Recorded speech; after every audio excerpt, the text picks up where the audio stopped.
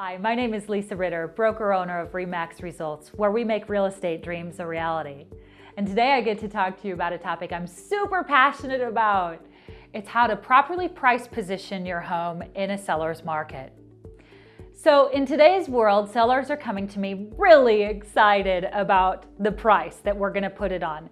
Everybody's kind of looking at me like this, what do we get to list it at? And a lot of times the sellers will have a number in mind. Sometimes it's realistic, sometimes it's not. And I'm here to tell you how we as realtors and appraisers arrive at that recommended value.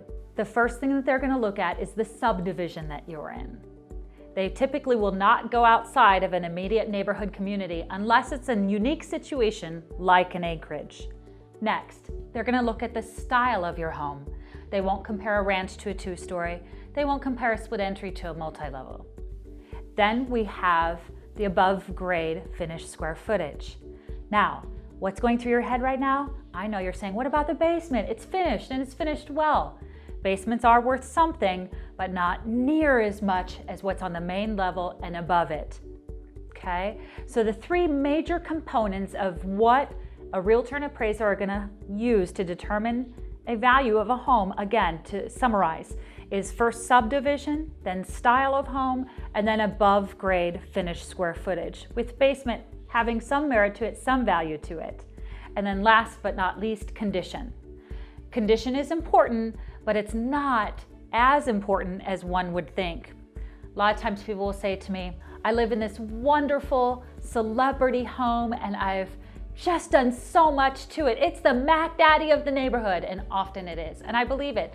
They maybe have granite countertops, top of the line flooring, etc., etc. But unfortunately, an appraiser is not going to give them as much credit as what they spent on improving that home in that subdivision. Those three major components that we talked about first, subdivision, style of home, and square footage above grade, are the three components of what's looked at. And those need to be sold properties, not what's actively listed. The other thing that you need to consider when you're price positioning your home is that it's healthy to get 2 or 3 opinions. I'm totally not afraid of that. I love just being one of the realtors that's interviewed because I feel confident that if you feel we're a good match, we're gonna have a successful journey together. So get 2 or 3 opinions on what the price position should be. But here's one thing that you really need to take into account. Don't necessarily just go with that realtor that says the highest dollar amount. When you're interviewing, a few things should be happening. First of all, that agent needs to come very prepared with lots of data and to support what they're saying. Secondly, you need to feel comfortable with them. Third, you need to know that they have a great marketing program. But besides all those things, don't, again, just go with that realtor that gives you the highest price, because there are those folks that will just say exactly what you want to hear to get that sign in the yard and be beating you down later. You get one shot at making a powerful first impression. I really mean that, one shot. Here's the way this works, especially in today's market. Everybody wants what's hot and new. Hot and new, okay? That's the story of the day.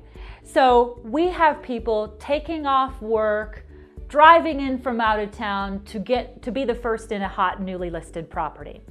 And when they walk through your home, they need to feel like, wow, this is really priced well. This is gonna go today.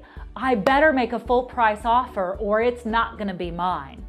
They need to feel that sense of urgency of, wow, this is amazing for the money.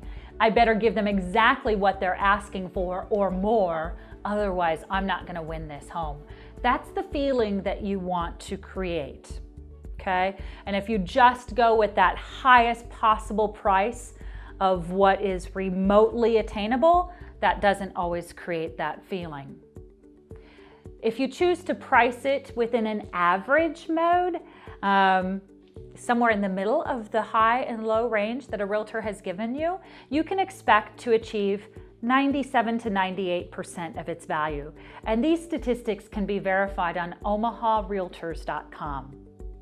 Now, if you overprice your home, You'll know it really within the first week or two in today's market, because there's so many people out there looking for the home of their dreams, and they know there's scarce inventory, so they get out there quickly. If they feel your home is overpriced, a couple things happen. Either A, they never come in the door because your first screening process is online. They need to feel like online you're offering a lot of home for the money. Then the next screening process is they come in the door. And if they come through that door and then say, this is a nice home, I think I'll keep it in mind because it seems priced a little high. We'll wait and see what happens with it. Then they walk out the door and they just don't ever come back.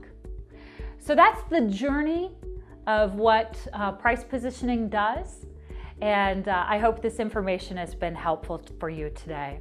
I want to give you a fun quote to commit to today. And it's a famous Australian saying, but Larry Mellicar reminded me of this at a broker network luncheon a long time ago. He's a broker now in Lincoln. He used to be in Omaha. And he said to me, Lisa, always remember, pigs get fat, hogs get slaughtered. As always, my prayer for you is that you not just dream about the life that you've imagined. Today, you need to take the first step and then the next towards making it happen. Thanks for taking the time to watch.